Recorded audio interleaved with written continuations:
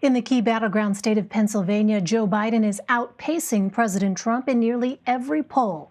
Mr. Trump beat Hillary Clinton there in 2016 by less than 1 percentage point. But a recent Politico report shows that since 2016, Republicans have registered 7 times more voters than Democrats. Holly Otterbein wrote that piece. She covers the 2020 race for Politico. Hi there, Holly. Well, as you note, these facts about registration show there is so much more than just polls to consider here. So how have Republicans managed to outpace Democrats when it comes to voter registration? Well, when I talked to Republican Party officials in Pennsylvania, all of them credited President Trump himself for narrowing the gap. Democrats still have more registered voters overall in Pennsylvania, but Republicans have managed to narrow that gap in the last few years. One party official that I talked to in Northampton County, which is one of the counties that went from President Obama to President Trump in 2016, said, "It's Trump, Trump, Trump." And she said when she talks to voters and she's registering them, they actually ask her, "Oh, I want to be in the Trump party. How do I sign up for the Trump party?" Yeah, I mean, that is a revealing detail there. I saw that in your piece. Well, how do Pennsylvania's voter registration trends match up with what's taking place nationally?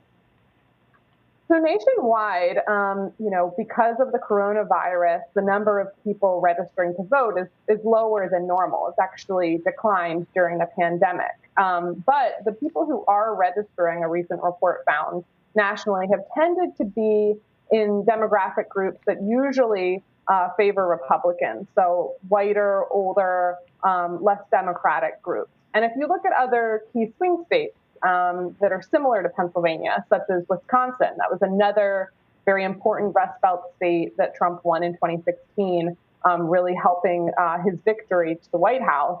That state as well has shown good signs for the GOP. The number of registered voters there in counties that Trump won has declined by a smaller number than the counties that Hillary Clinton won. So you're seeing a similar picture, it seems, nationwide and in these Rust Belt states. Well, how are Democrats trying to catch up with Republican voter registration numbers? So the Biden campaign says it has registered voters as part of its general outreach to more than 3.4 million voters in the last 3 months in the state. And Democratic county parties tell me that they are also doing voter registration events, including some that are in person outside of churches and community centers. One challenge that they face, though, is that so far, Joe Biden's team has not done door knocking during this campaign. That is often a place where people register to vote, is when campaigns and candidates go door to door, introduce people to their candidates, and then also ask them to register to vote. That's not happening right now, and so that appears to be at least part of the reason, although this is a longer-term trend, but it certainly hasn't helped Democrats in the last few months when it comes to registering voters. Trump's campaign and Republican candidates, on the other hand, they have been downplaying the virus, and they have also been door knocking for several months now. And Holly, remind us, what makes Pennsylvania such a critical part of a winning campaign strategy? Yeah, Pennsylvania was, like I said, one of the 3 key Rust Belt states in 2016 that President Trump won. It was part of that so-called blue wall that he broke. And 538 actually had a really interesting had some really interesting figures recently pointing to how important Pennsylvania is.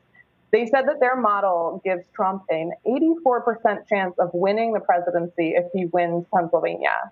And similarly, gives Biden a 96% chance of winning if Pennsylvania goes blue. It's 20 electoral college votes, a really important state. It's been a swing state for a long time and became even more so in 2016. Wow, those numbers from 538 are really telling. You consider that those percentages are so high based on this one state. Well, how should we understand Joe Biden's standing when it comes to polling with the voting registration trends that we're seeing? Yeah, so there's no doubt that while the voter registration trends look good for Trump, that is basically, only a tiny bit of good news for him compared to the larger picture. which is that Biden has been ahead in Pennsylvania in public polling this entire year. In fact, he's led Trump in virtually every poll in Pennsylvania this year. Right now, he's up by an average of about 4 percentage points in the state. That's down a little bit from his high over the summer.